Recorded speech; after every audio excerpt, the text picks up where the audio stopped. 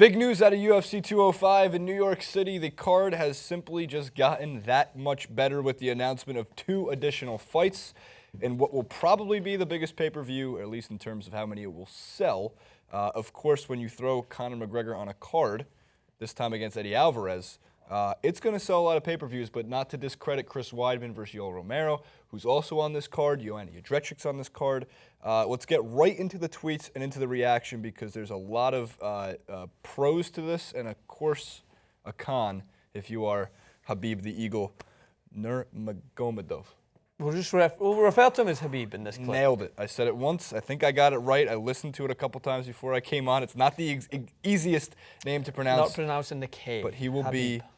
be the Eagle from now on. Eddie Alvarez was first to get very excited to welcome Conor McGregor as his contender, or his challenger for the lightweight title. Boom! Let's go! In front of the Evander Holyfield sign. I think that was actually pretty cool. And then there was Khabib, the Eagle, who was not happy at all. As the #1 contender for the lightweight championship belt, he pretty much feels like these two were ducking him, Alvarez and McGregor, and that's simply because he's undefeated. He has only fought twice. What is it in the last 3 years?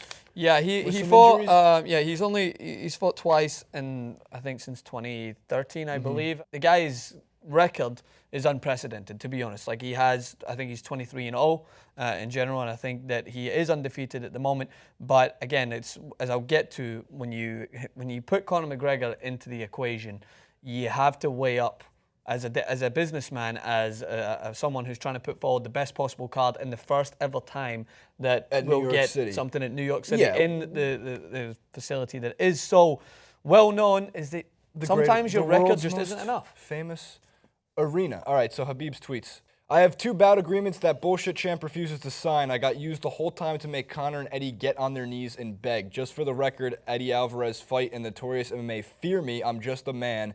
Your time will come to get my hands on you. For one, good on Khabib for going to Twitter and social media. Obviously, Dana White responds very well to those who self-promote and anger, whatever it is that pushes their buttons. Yeah. This is one way to get your name circling the headlines in the first place. So that's smart of him to get angry on social media. I don't say that about almost any other sport. But if you want to get angry on social media, UFC is probably the best place to do it. However, the business side of this, of course, makes sense from Dana White. The fairness to the UFC side of it makes absolutely no sense. So what you're going to get here is the core MMA fans who want to see the fight that is fair to the lightweight division be pissed off because of Conor McGregor. However, at this point, as we have to say during every single UFC clip that we do, if you are Conor McGregor and you make the amount of money that Conor McGregor does for the UFC, you are going to get special treatment. Is it right? No. Is it fair? No. Is it what Dana White is going to do? Of course.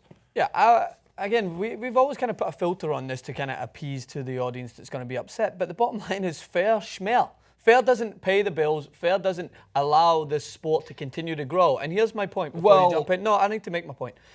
Is that when you have someone that's going to step in because of his record, right, and come in and get that title shot that he does deserve, is that are you giving the mass audience that is drawn into this sport now the fight that they want to see as a headline? No, you're not. Boxing has not done this for years. And if every time you get a chance where a fighter coming through the ranks gets his title shot in boxing, maybe the sport will begin to grow. But while the UFC has leapfrogged boxing in terms of the card that they want to see, you're not going to get Dana White thinking about merit. You're going to get him thinking about business because he's thinking about business so far has allowed the sport to get to where it is. Conor McGregor has the possibility to be the first ever UFC fighter to hold 2 belts at the same time.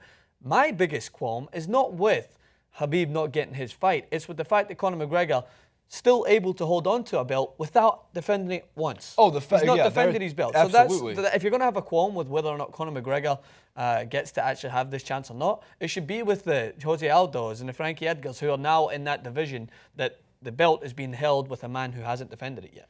Right. Well, that's another disaster, is the featherweight. Actually, that's the one disaster, I would say, is the featherweight division. I don't disagree with you. How I would have done it, I think, which is somewhat fair, because I am slightly concerned. It's a lot of fights in a short amount of time for McGregor.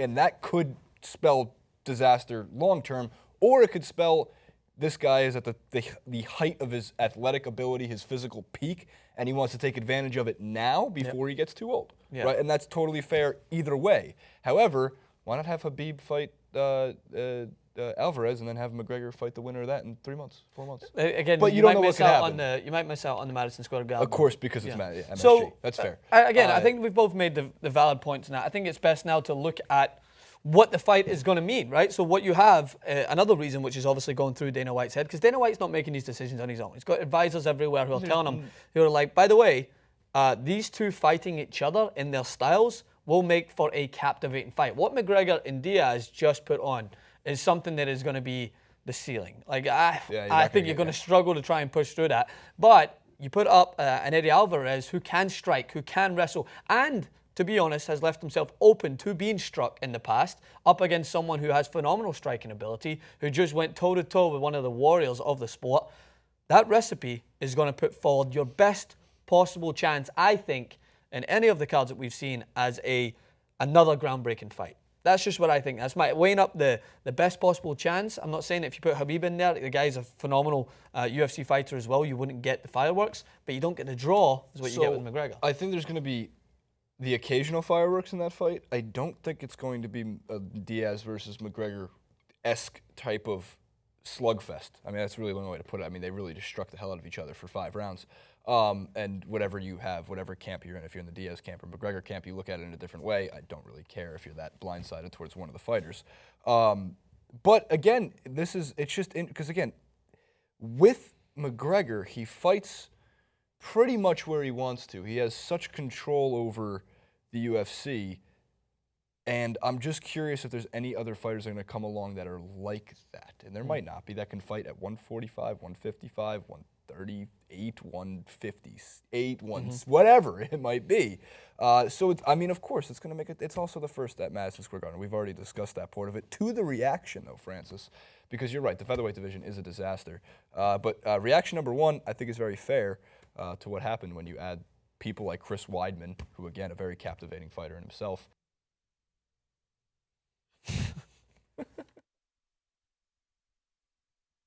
The other important part of that, Cowboys on the card, Miesha Tate's on the card, my girl, Joanna Jędrzejczyk. I feel like Cowboys just fighting. Like, every card I turn around, I feel like Cowboy Cerrone's on it.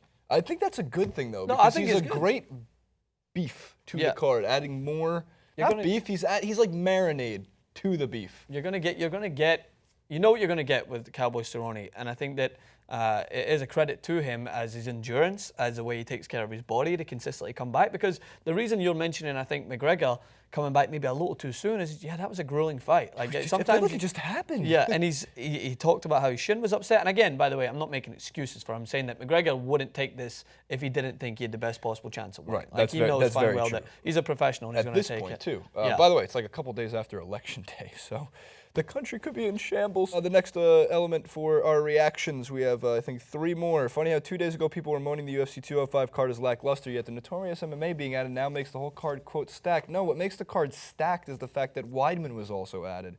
And people like Cerrone were already on the card. I actually disagree with this guy, Harry guy, because when it comes down to it, just by adding a McGregor, yes, you're going to get more people interested, but by also adding Weidman's and fighters like Miesha Tate, you have yourself a stacked card, and I think 3 title fights. Yeah. A comment like that... It's going to probably trump everything that led to UFC 200. Did you say Trump? Trumped. Did you say Trumped? Oh, yeah, I guess. Too soon. By the way, see, on that last tweet, I think that it makes sense to make a comment like that. The only thing that I would discredit with now is that we have put to bed, this theory that anyone in the industry is bigger than Conor McGregor, like, at the moment. So, yes, when you add someone like that, when you add him to the card, it is going to stack the card. That is just get over it. That's the only thing I can say. If you hate McGregor, you like him, whatever, just get over that theory. You may hate LeBron James, but any game that has LeBron James playing in it is ultimately going to be more captivating than it is not. It's actually a fantastic point, because I can't tell you how many of our own comment section, too, in the NBA videos leading up to the NBA playoffs and the finals itself. God, I don't want another Warriors-Cavs final. Nobody wants to see another Warriors versus Cavs final. Really, it was the highest rated finals in a long time. It's just because they hate, and then they're going to turn in. Way up there in the ratings. It'll be a hate buy. You know what I mean? You're hate watching. I hate watching this. pay.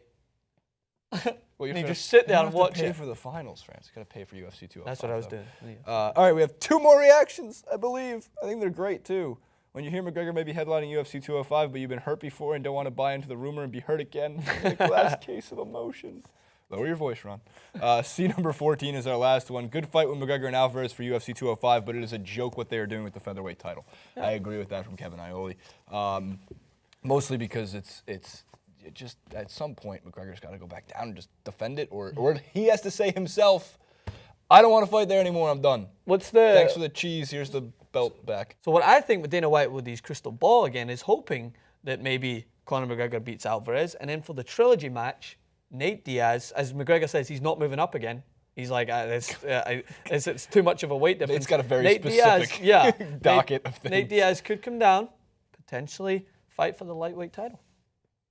Title chance. And then maybe Nick Diaz versus GSP on the same card. What?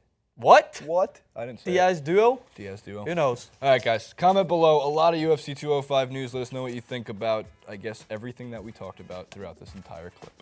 Like, favorite, subscribe to the video. You can't subscribe to the video, but you can subscribe to the channel, and it goes a long way.